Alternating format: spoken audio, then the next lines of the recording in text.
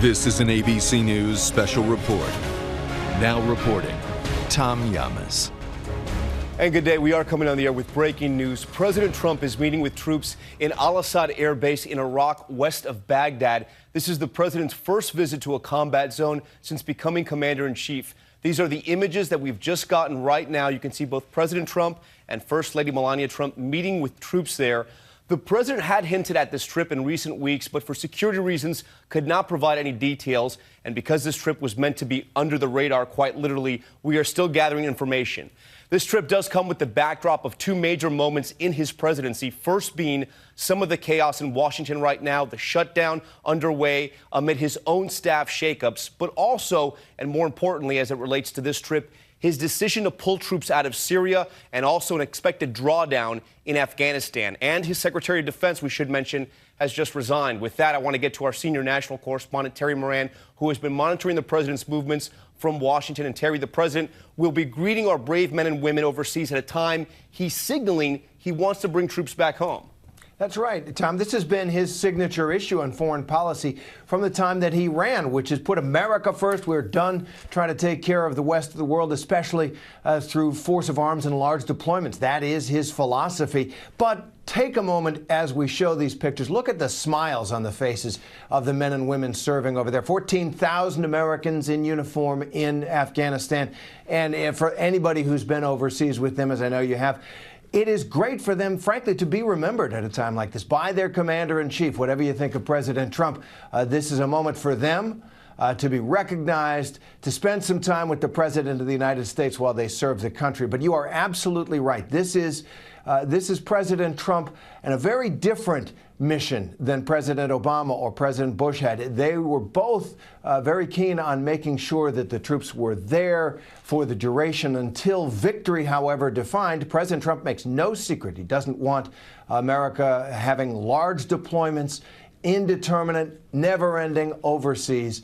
And we're seeing the America First president over there, really, for the first time with troops in a combat zone, as you pointed out, but making a difference for them on an individual basis, as every president does. And Terry, I want to point out these images we're just seeing now. This is the first time we're seeing these images from the president and the first lady who have touched down in Iraq, meeting with the troops there during this Christmas holiday. Terry, you know, he did take some flack, though, for taking this long to get to a combat zone. He sure did. It had been noted that other presidents, President George W. Bush and President Obama, made visits to combat zones fairly frequently. President Trump had not, and he bridled at that criticism, as he does at pretty much every criticism. But it was leveled at him because it was noticed by men and women in uniform, certainly noticed by the media. But this is what he is doing today, and it is perhaps making up for that. But more important, once again, just these are young men and women serving a long way away from home in the Christmas holidays. I spent a Thanksgiving in Iraq with troops once, and it just makes a difference for them to have these kinds of recognition. This recognition in Iraq and Afghanistan, it makes a difference for them. Okay, Terry Moran, stand by for us. I want to bring in our Chief Global Affairs anchor, Martha Raddatz, who has spent so much time with our troops overseas. Martha, two questions to you. First, what does this mean to the troops, but more importantly, the families back here at home, and also the timing of this trip? Because as we had mentioned, Secretary Mattis resigning, he's announcing he's pulling out of Syria and the drawdown in Afghanistan.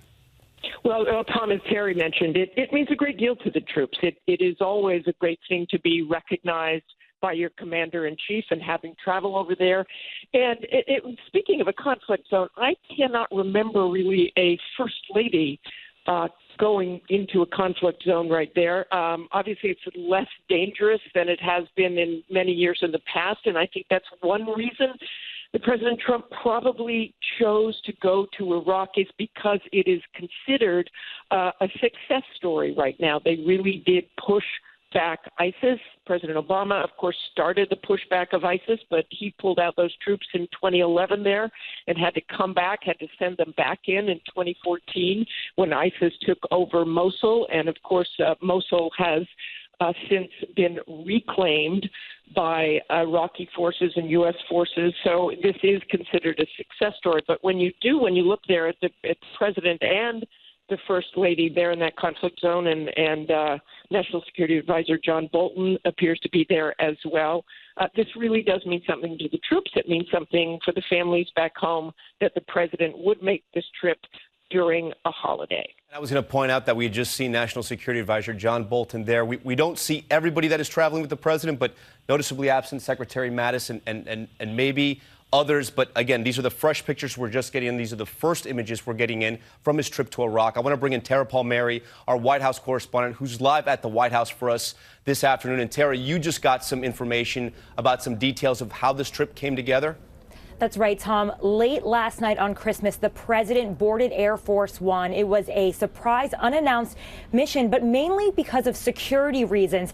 He follows other administration officials. His son-in-law, Jared Kushner, went to Iraq in 2017, and then Secretary of State Mike Pompeo and Defense Secretary Mattis, they went to Afghanistan last year. And I actually went with Pompeo on another unannounced surprise trip. And the reason is that it is so fragile on the ground, the security in this region. When we traveled with Pompeo, we had to actually land in Bagram and then take 2 flights to get to Kabul, because when Mattis had traveled there, Taliban tried to attack the air base after he left. So it's a really fragile situation, and President Trump reportedly was nervous about taking off for the Middle East. But as Terry and Martha have noted, he's taken a lot of heat for not visiting the troops abroad, especially during the holidays, and I'm sure it goes a long way for them. Tara Palmieri with some of that new reporting this afternoon. Tara, our thanks to you. And again, as Tara said, these trips are so dangerous. They literally are under the radar because of the security risks. As Martha noted, the First Lady accompanying President Trump on this trip, that's something that is somewhat unique in the last few administrations we've seen. We usually do not see First Ladies visit combat zones, definitely not in recent memory. So that stands out to us as well, and we will have much more on this. Again, if you're just tuning in, President Trump and First Lady Melania Trump visiting the troops, some of our troops stationed in Iraq. We're going to have much more on this story on ABC News Live and, of course, on abcnews.com, and we'll have a full wrap-up on World News Tonight. We thank you so much for watching. I'm Tom Yamas in New York. We now return to our scheduled programming. This has been a special report from ABC News.